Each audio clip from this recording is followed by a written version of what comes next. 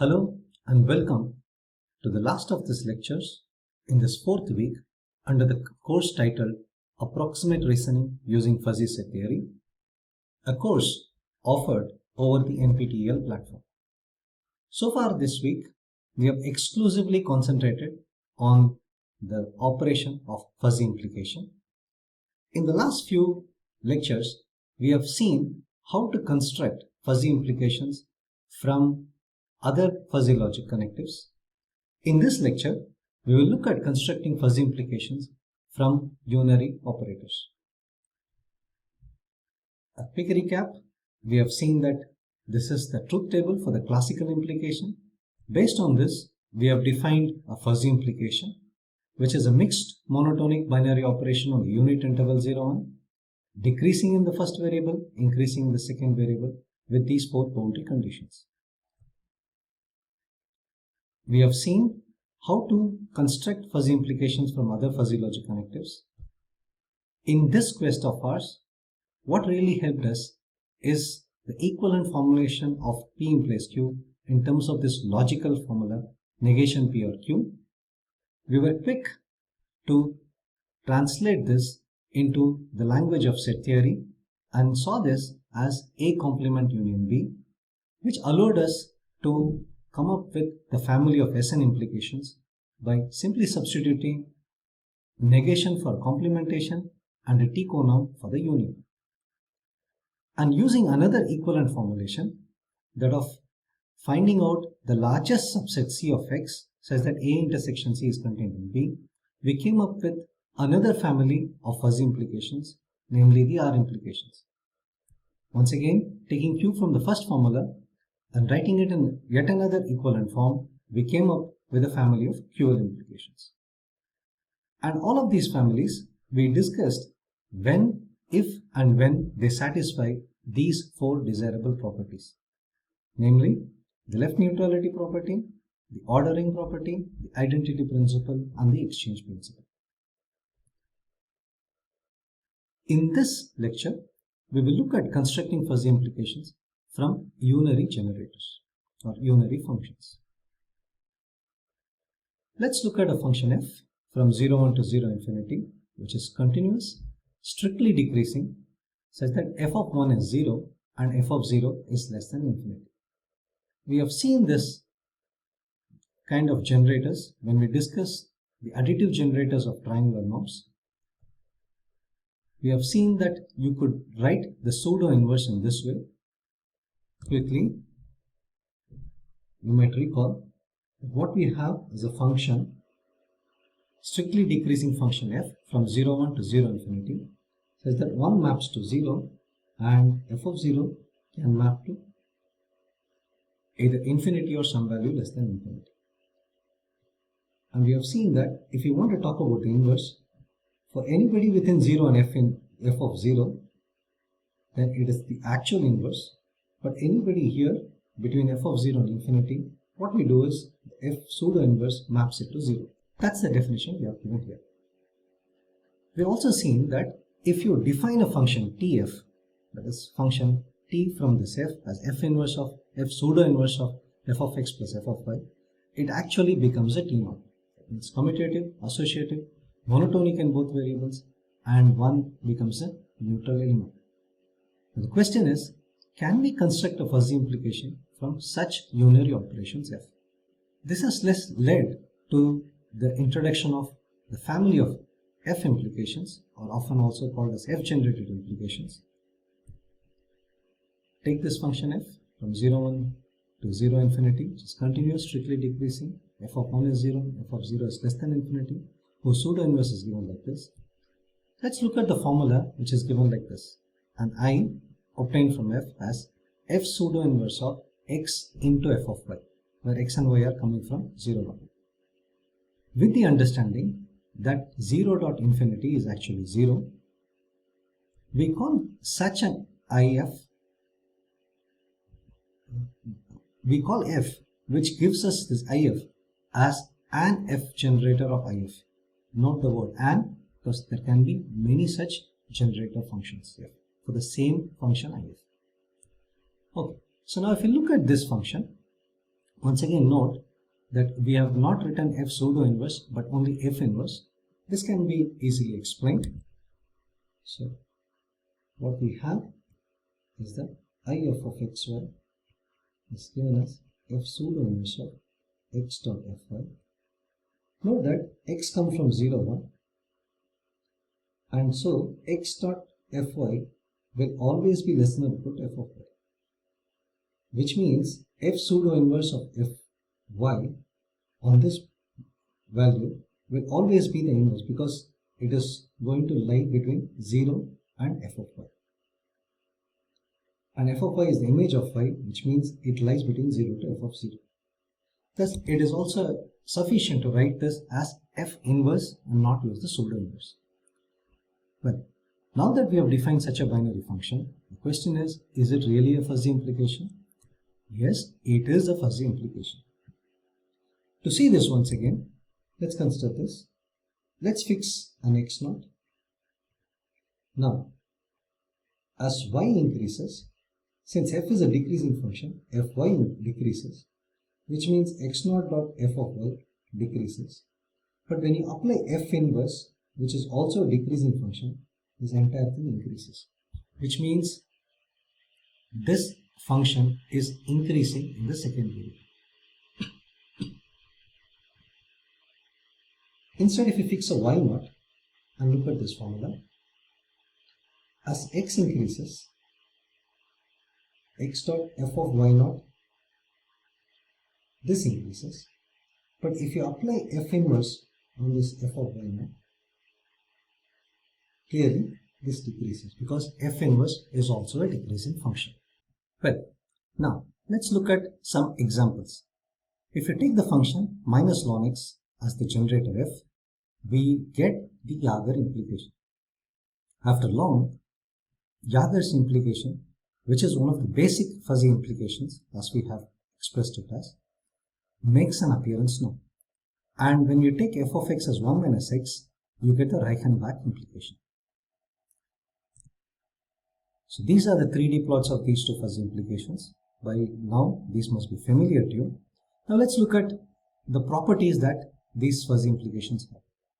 Clearly, both of them have the neutrality property.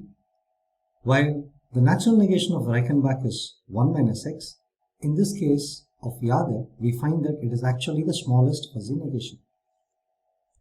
When we consider the other two generators, these are the 3D plots of the corresponding fuzzy implications. You see here once again that both of them have the neutrality property. None of these has got the identity principle or the ordering property, and the natural negation here is not 1 minus x, but it's a continuous, strictly decreasing negation. Whereas in this case, it's once again the smallest fuzzy negation. So if you look at what properties they satisfy, it can be shown that any f implication satisfies both the neutrality property and the exchange principle. Now, how do we show this? Once again, I of xy is equal to f inverse of x dot f of y. For neutrality, what we need to show is I of 1 comma y should be equal to y, but this is f inverse of 1 dot f of y. Clearly, this f inverse of f of y, which is equal to y. Now, what about the exchange principle? We want to show that I of x comma I of yz is actually equal to this. And of course, we need to show this for the f implication. So let's look at LHS. Once again, we will unfold from the inside. So I of s, f inverse of y dot f of z. Now this can be written as f inverse of x dot f circle f inverse of y dot f of z. Now clearly, f composed of f inverse vanishes, and what we get is f inverse of x dot y dot f of z. And now it is clear that all we need to do is, by the commutativity of product, we could write it like this and reinsert f circle f inverse what we get is if of y comma if of x comma z. Thus, any F implication satisfies both the neutrality property and the exchange principle. Unfortunately, none of the F implications satisfies either the identity principle or the ordering property. Once again, this can be seen. If you want I of xx to be 1, this implies F inverse of x dot f of x to be equal to 1. Now that means x of fx is equal to f of 1. But by our assumption, f of 1 is 0.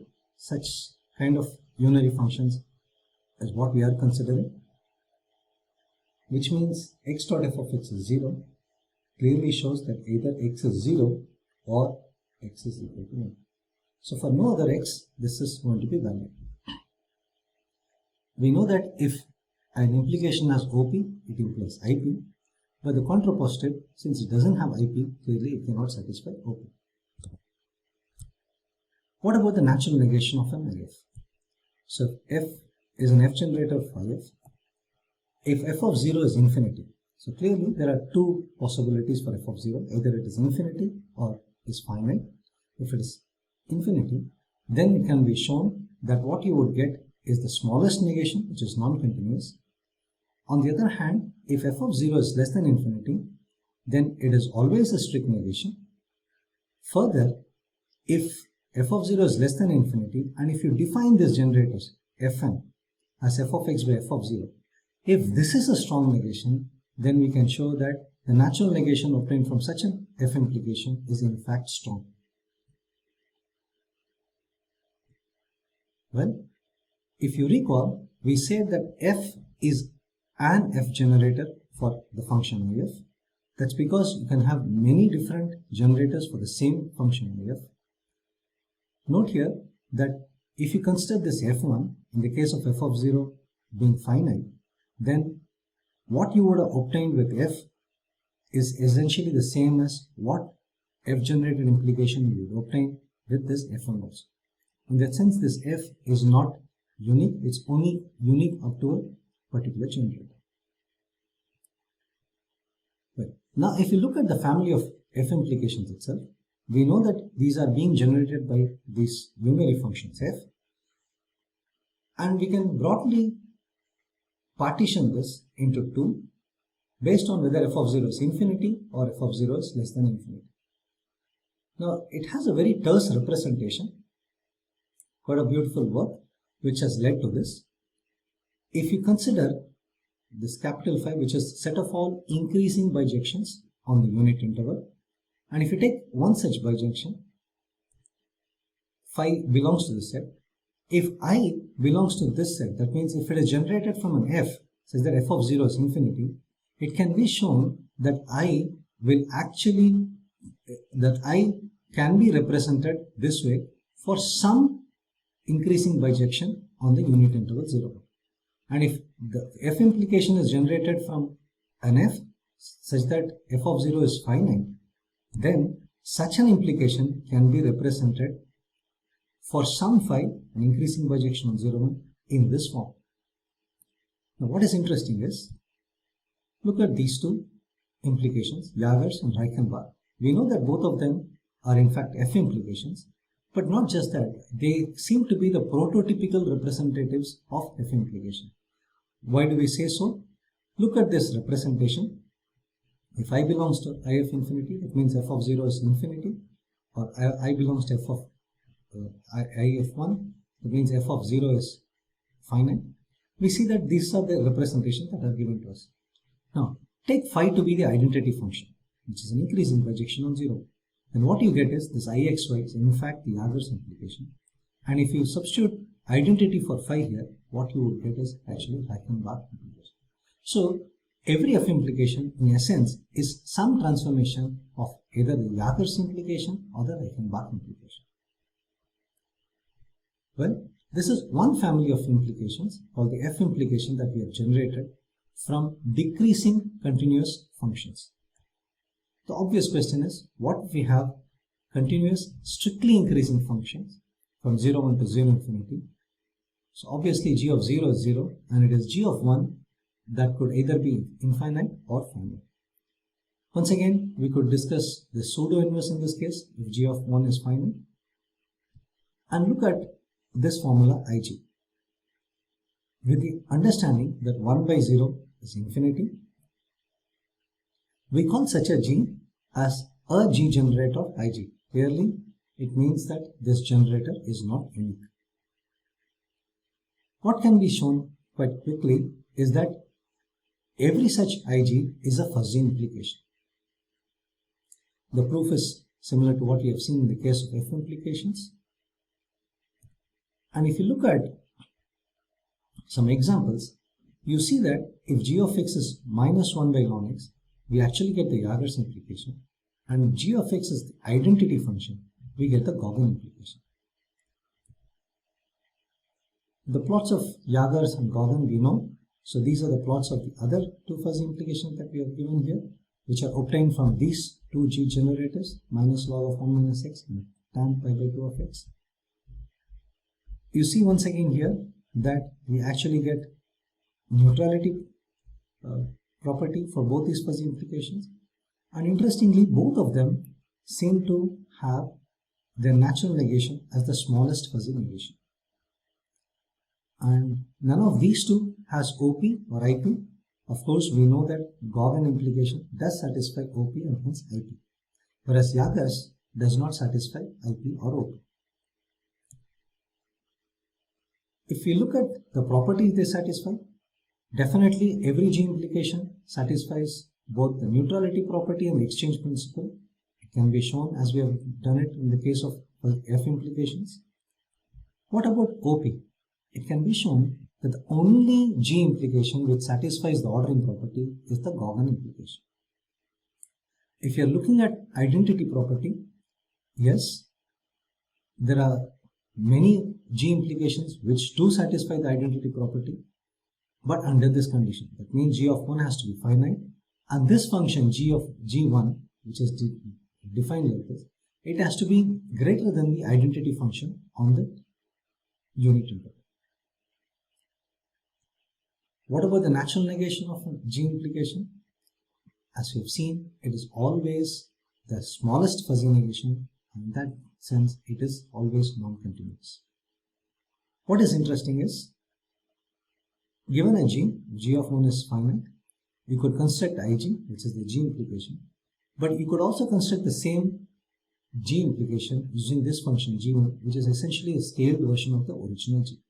In that sense, the generator is unique up to a constant multiple of any other generator.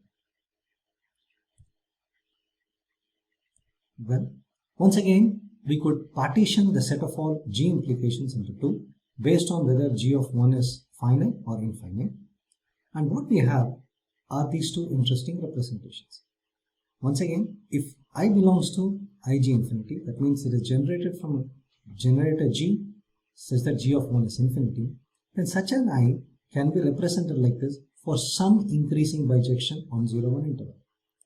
And similarly, any G implication obtained from the generator G such that g of 1 is finite, such an implication can be represented like this for some increasing bijection on the unit interval. We know that the Jaeger implication and the Gauguin implication both are G implications. Not just that, they turn out to be prototypical representatives of this family. Why do we say so? Look at this. If we take this increasing bijection on 0-1 to be just the identity, we see that this turns out to be the Jaeger's implication, and in this case, it turns out to be the Gauguin implication. So, the class of all G generated implications where g of 1 is infinity is somehow just a transformed Jaeger's implication, and the other part, that is the G generated implications from G, which are such that g of 1 is finite, they are nothing but some kind of a transformed version of the Gauguin implication. So these are the two important families of fuzzy implications that can be obtained from unary operators. Of course, there are many more such families that have been constructed from unary functions. But for our purposes, these two families would serve us well. A quick recap of what we have been discussing in the last few lectures. We have discussed construction of fuzzy implications, firstly from other fuzzy logic connectives, and in this lecture from unary operations. What should be very heartening is the role played by the 9 basic implications, how they have actually turned out to be coming from these 5 families that we have seen so far.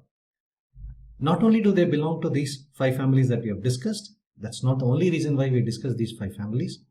You will see that both these families and these basic fuzzy implications themselves will play a very interesting role in the application that we will discuss, especially from relational or fuzzy inference systems point of view.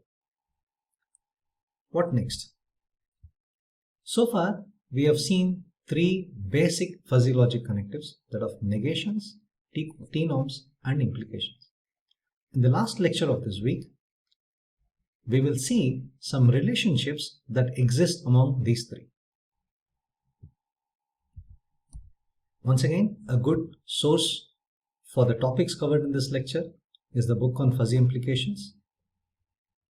Glad that you could join us today for this lecture.